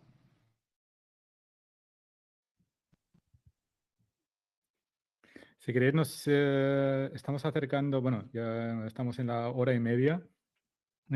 ¿Alguien tiene, quizá vamos a dar paso a una, quizá la última intervención? ¿Alguien quiere aportar algo más o comentar algo más? ¿Puedo? Por supuesto. No. Mira, acabo de tener una sinapsis, ¿no? Como ha dicho Julián antes. Sí. Qué lindo, qué lindo. En cuanto a, bueno, también como un organismo, porque en cuanto Bitcoin acumula más valor, crece. O sea, crece en el sentido que necesita gastar más energía del mundo real. Y al gastar más energía es capaz de proteger más el valor. No sé, ¿cómo lo veis? Es algo que vengo diciendo hace años, ¿no? Hace ponele 3, 4 años, me llamaron de un programa de la CNN de radio acá, de acá de Argentina, y era para hablar del consumo energético de Bitcoin. Entonces yo le digo que hay una correlación lineal entre ambos, tienen que estar en factores logarítmicos, ¿sí? Porque el factor logarítmico lo que te da es una escala, y entonces en ese momento era exactamente esa misma cantidad, hoy puede estar un poquito más arriba, un poquito más abajo, pero hoy Bitcoin con $1 trillón, ¿sí? $1 trillón como de valor monetario. ¿Cuánto es $1 trillón con respecto a todo el dinero que hay en el mundo? Si vos mirás todo el dinero del mundo, son más o menos 500 trillones, ¿sí? Eso es más o menos 0,2% del valor monetario mundial, ¿correcto? Y a ver si hacemos la cuenta rápidamente. Si vos mirás el índice de minería, ¿sí? de Bitcoin, hoy está consumiendo, ¿sí? 167 gigawatts hora, ¿sí? de anualizado de energía. Perdón, 167 terawatts hora de energía. Y si vos lo mirás, el mundo en el global consume, te mando al podcast de Lunático, 170.000 trillones de terawatts hora, o 170.000 terawatts. O sea, es 167 dividido 170. Y entonces eso te da que es aproximadamente lo mismo, ¿viste? O sea, uno está en 0,2, otro está en 0,1, pero no es que Bitcoin puede representarte, ¿sí? Mucho más que eso. O sea, Bitcoin te va a llegar a representar una cierta cantidad de energía, pero directamente proporcional a lo que está consumiendo de esa energía. O sea, cuando Bitcoin llegue, tal vez esto en algún momento se vaya rompiendo, pero hay un modelo que se llama The Difficulty Model, porque obviamente la cantidad de energía que consume Bitcoin tiene que ver con la cantidad de la dificultad, obviamente, para la cual está sometido el POW, la prueba de trabajo, y hay esa correlación lineal entre las dos. Después lo que vos vas teniendo, ¿sí? Es que hay una línea recta, ¿sí? en esa correlación, pero después vos vas teniendo que el consumo, o sea, de energía y lo que Bitcoin representa va como ondeando, va teniendo como una sinusoide, ¿sí? Con respecto a eso. A veces Bitcoin vale más de lo que está consumiendo de energía, por decirlo de alguna forma, de ese valor medio, y hay veces que está por debajo, consume más energía de lo que representa Bitcoin, sí o sí. Eso es porque cada vez que vos tenés, es porque es un mecanismo que es autorregulable en sí. Cuando vos tenés, por ejemplo, una población de conejos y una población de lobos, que son uno alimenta al otro, cuando se van autorregulando en sí las poblaciones, ¿sí? En la naturaleza. Cuando, por ejemplo, hay muchos conejos, los lobos entienden que hay abundancia de comida y entonces se reproducen más. Y entonces como se reproducen más, ¿sí? Empiezan a comer más conejos, pero cuando empiezan a bajar la población de conejos, ¿sí? Entonces los lobos empiezan a reproducirse menos porque empiezan a notar que hay escasez de comida. Esto no nos pasa a nosotros porque tenemos una sobreabundancia de comida y nosotros cada vez empezamos a generar más comida y por eso la población mundial ha hecho una exponencial. Pero en el caso de Bitcoin, esto se da exactamente así. Si vos vas mirando el precio y el hashing rate, son como dos sinusoidales que se van persiguiendo unas a otras. Lo agarrás en el momento en que vos quieras, el ciclo, y decís, bueno, cuando sube el precio, que sube el precio es un indicador para que entre más poder de cómputo a la red. ¿Por qué? Porque las máquinas más viejas son más, eficientes o pueden producir Bitcoin, ¿sí? O porque hay más personas interesadas en la minería y entonces se encienden cada vez más computadoras dentro de la red de Bitcoin.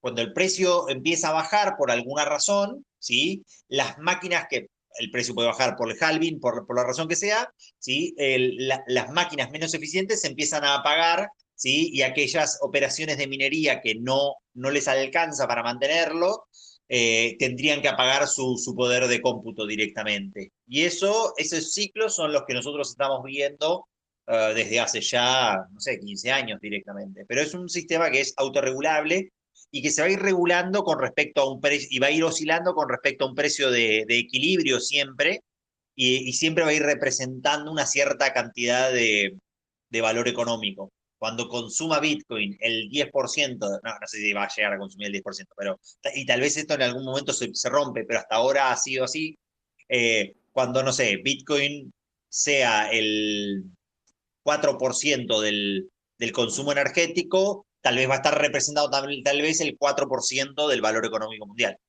o más, pero va a estar dentro de ese orden de magnitud, ¿viste? No va a ser el 20% del valor económico mundial, ni tampoco va a ser el 0,1. Bueno.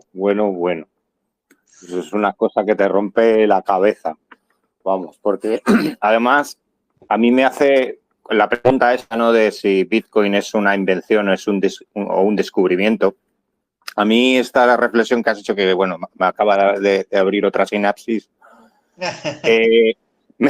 me hace pensar que creo que es eso, que es más un descubrimiento que una invención. Porque si la riqueza de una civilización se mide por la cantidad de energía que es capaz de producir y de consumir, si encontramos esa correlación, ¿no? Entre la cantidad que consume Bitcoin y contra más rica es una civilización, más dinero puede tener, porque o sea, la riqueza se puede crear.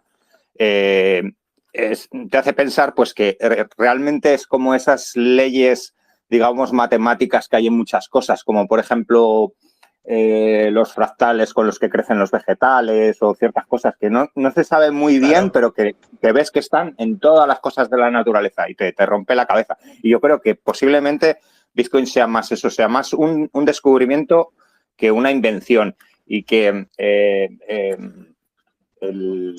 se me ha ido ahora lo que quería decir.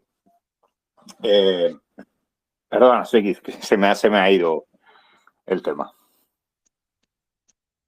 No te preocupes. O sea, Bitcoin lo que ha hecho es, no sé si es un descubrimiento, yo creo, como bien vos decías, pero ha tomado como de otras ramas, ¿sí? Muchas ideas, ¿sí? Desde la criptografía, los crecimientos poblacionales o los crecimientos fractales, como vos has dicho, inclusive, y ha pasado siempre, ¿no?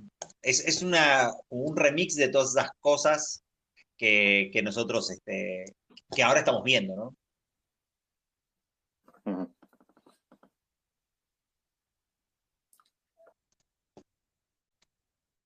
¿Alguno que quiera compartir alguna de las charlas más de Andreas del libro?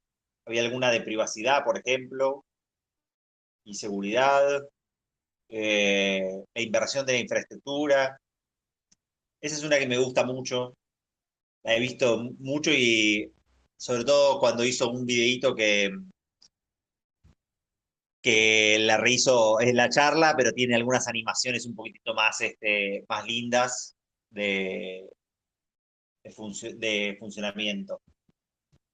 Que la inversión de la infraestructura es como algo que en algún momento una infraestructura transporta una nueva tecnología y luego esa tecnología que en un momento parecía más primitiva, a través de su evolución se come la invención inicial. El ejemplo más claro que nosotros tenemos, ¿sí? En este caso es Internet, que en un momento nosotros transportábamos Internet en nuestras líneas telefónicas y Internet ha evolucionado mucho más rápido, básicamente, que todas nuestras líneas telefónicas y se comió a toda esa infraestructura, de forma que ahora la mayoría de todos nuestros productos van a través de Internet. O sea, hoy cuando uno hace una llamada de teléfono, es una llamada de Internet, en verdad. ¿Sí? De En hecho, algún momento. hay una cosa curiosa con eso, con lo que has mencionado, porque por lo visto, a ver si lo explico bien, antiguamente en las líneas telefónicas creo que había como una especie de ruido de portadora, ¿no? Que es lo que servía para establecer la comunicación. Y entonces, cuando pasó a ser engullida esa infraestructura por Internet y las llamadas circulan por ella, para no sentir un extrañeza, ¿no? Al usarlo como incomodidad, se provoca esa portadora para que el usuario no se sienta, o sea, para que no se sienta incómodo. No sé si lo habías oído alguna vez. A mí me pareció muy curioso. Sí, sí.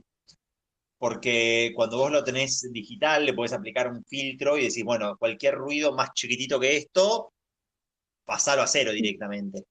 Que antes eran los ruidos de estática de los cables y los ruidos normales de cómo era esa infraestructura, pero pasa que la gente se ponía incómoda porque básicamente no estás preparado para no escuchar nada directamente. Uno no estaba preparado y que lo tuvieron que agregar simplemente como para que eso suceda, para que la gente no se sienta incómoda, ¿viste? A la hora de estar hablando por teléfono a través de Internet. Pero esta inversión de la infraestructura ha pasado incontables veces. También con la electricidad ha pasado, ¿sí? En un principio, por ejemplo, vos tenías, por ejemplo, la electricidad se llevaba solamente hacia un motor y vos llevabas electricidad a un motor general en una fábrica y después usabas en la fábrica todas poleas y engranajes para mover porque los motores eran muy caros construirlos, y entonces con medio de engranajes y de poleas vos llevabas ese movimiento hacia los otros lados de la fábrica que vos necesitabas, pero había un solo motor en la fábrica que te movía todo directamente. Sí. Y lo mismo nosotros lo hemos tenido en la computadora. Y en la computadora antes eran todas un montón de maquinarias que nosotros utilizábamos para construir todas cosas, ¿sí? Todas nuestras computadoras. Y hoy son todos robots lo que nosotros utilizamos para construir cualquier otro tipo de maquinaria, ¿sí? Todo está automatizado, pero no está automatizado con la tecnología del pasado, que eran relés electromecánicos y contactores y motores, sino que hoy la gran mayoría de la construcción, si uno mira, por ejemplo, un robot o cómo se construye, o cómo se construye un auto, por ejemplo, es todo robótica directamente. Bueno, esa inversión de la infraestructura, ¿sí? Es un poquitito también lo que nosotros deberíamos observar, ¿sí? En el espacio de las criptomonedas.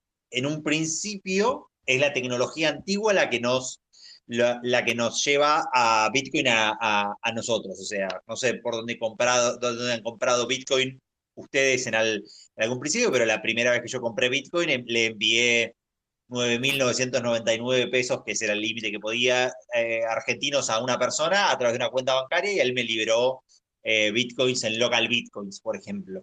¿Sí? Entonces, nosotros teníamos toda esa infraestructura en lo que nos está ayudando hoy a llevar transacciones de Bitcoin. Y hablar de cuando hoy uno hace una transacción de Bitcoin tal vez adentro de un exchange, es una transacción off-chain, ¿sí? O lo mismo cuando nosotros utilizamos los exchanges como on-ramps para comprar Bitcoin.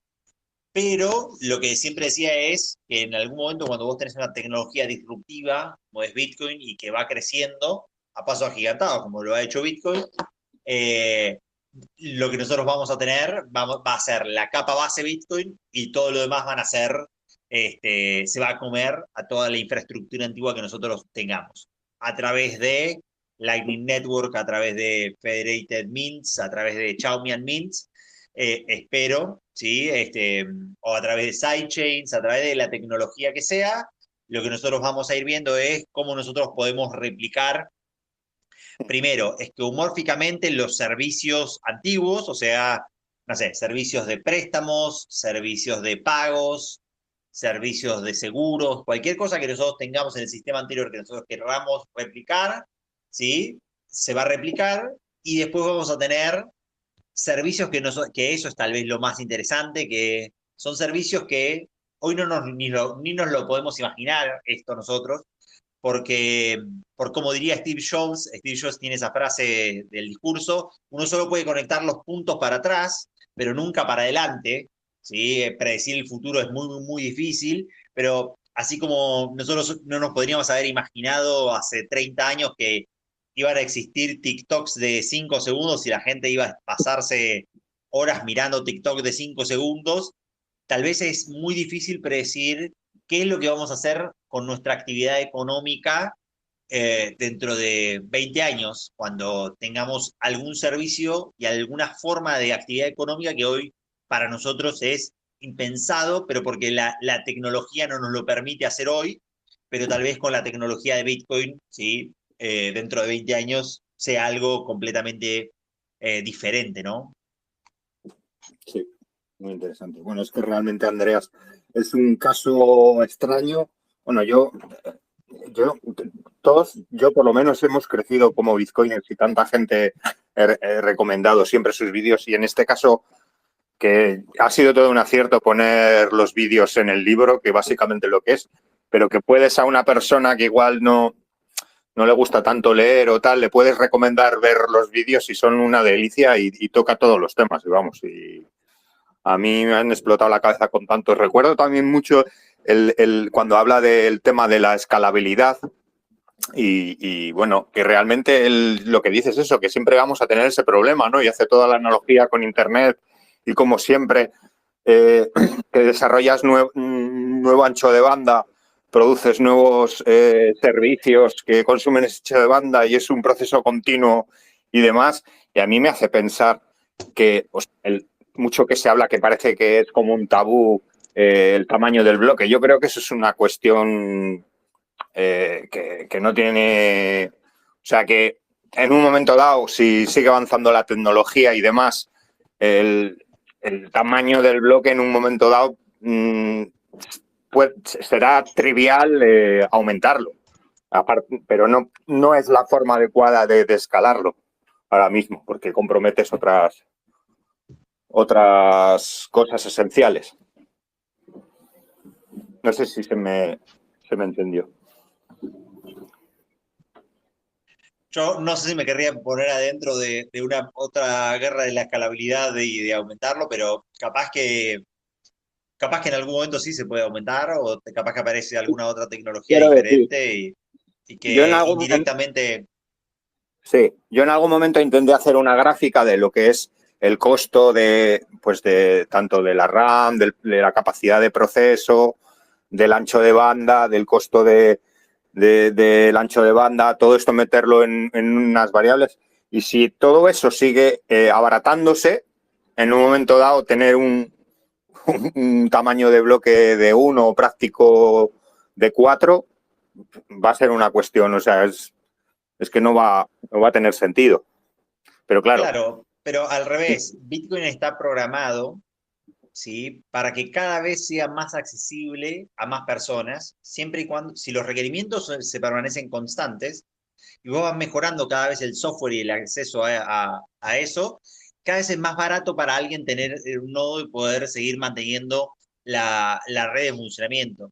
Eso quiere decir que cada vez es más descentralizado. si vos mantenés ese coste constante. Si vos lo vas aumentando, lo que quiere decir es que el nivel de descentralización se mantiene constante. En cambio, Bitcoin está programado de forma que cada vez sea más descentralizado, que cada vez sea más barato tener una red P2P. Que ahora estamos viendo pues que va prácticamente el precio, por ejemplo, el almacenamiento, igual lo que el año pasado valía un disco de 1 tera, ahora es uno de 2.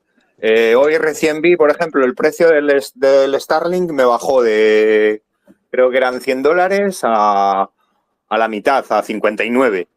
Imagínate lo que puede pasar en, yo qué sé, en 10 años, ¿sabes? O sea, seguro, sí.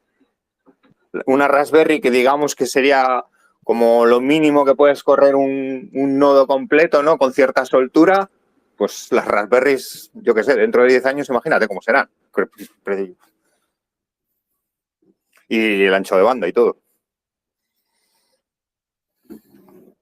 Totalmente. Ahora que estamos hablando así un poco de lo que pasará y especulando así un poquito, quería poneros una pequeña charla, quizá para cerrar, porque nos estamos yendo ya casi a las 2 horas, faltan 10 para las 12. Y si queréis yo creo que podríamos ir cerrando ya casi aquí y nos vemos en 2 semanas. Pues voy a poner un trocito de una charla de Andreas aquí en un alarde de producción. Aquí voy a poner desde mi otro móvil en el micro. Espero que vea. Dura 1 minuto y medio y luego os hago la pregunta. A ver. The children born today will not know a world in which banks exist. They will not know a world in which paper money exists any more than many of the young people in our industry today have no idea what the world used to look like before the internet. How many of you here remember libraries and looking up reference cards? Hey, you're over 40, so am I. Gotcha. But the children born today will never drive a car. They'll never have a world without the internet, and they also will never know a world where banks control money, where money is issued only by kings, only by nation states. Money will be an integral protocol of the internet, a content type that can be transmitted by anyone, anywhere. But that's not enough. Let's make it more fun. Every form of money until today has to have a person behind it. Money can only be owned and managed by people, or people together forming an association, a legal fiction called a corporation. Not with Bitcoin, it's a protocol. Autonomous agents can own and manage money themselves. No people required. Imagine a corporation with no directors, no shareholders, no employees, running entirely based on scripted learning, machine learning, or maybe just a few simple heuristic rules that operates autonomously of any human action and can manage budgets in the amounts of billions of dollars. Espero que lo hayáis escuchado bien. Dice que toda forma de dinero hasta ahora tenía que haber un humano detrás. Ahora no. Y dice luego, más, o sea, imaginaos que un mundo de AIs autónomas gestionándose sus recursos, pagando por servidores, depende de la capacidad que necesiten y pagándose en Bitcoin. ¿Cómo lo veis eso? Yo lo amo, Andrés. Es el mejor. Lo extraño mucho que haya desaparecido de la parte pública. Es que es tremendo, te rompe la cabeza. No sé de qué año es esta conferencia, pero con lo que estamos viviendo hoy en día de la explosión de la AI y tal, es guapísimo imaginarse AIs autónomas transaccionando con Bitcoin autónomamente, comprando servidores tales. Es Yo no sé si es guapísimo o terrorífico, ¿eh? Porque a mí no sé, me da un poco de las dos. Sí. Bueno, yo no sé vosotros, yo acabo enchufadísimo de estas charlas. Muchas gracias, Julián, por estar aquí, por esta primera sesión. Gracias a todos los que habéis participado y escuchado. Y nada, nos hemos alargado casi a las 2 horas. Me sabe mal cortar porque me siento como el Grinch, pero también para respetar un poco los tiempos del invitado. Y nada, si todo va bien, nos vemos en 2 semanas para el 2 de marzo y hablamos sobre el volumen número 2. Gracias, Julián. Muchas gracias a ustedes por invitarme y un placer. Gracias. Pues nos vemos en 2 semanas. Chao. Chao, chao.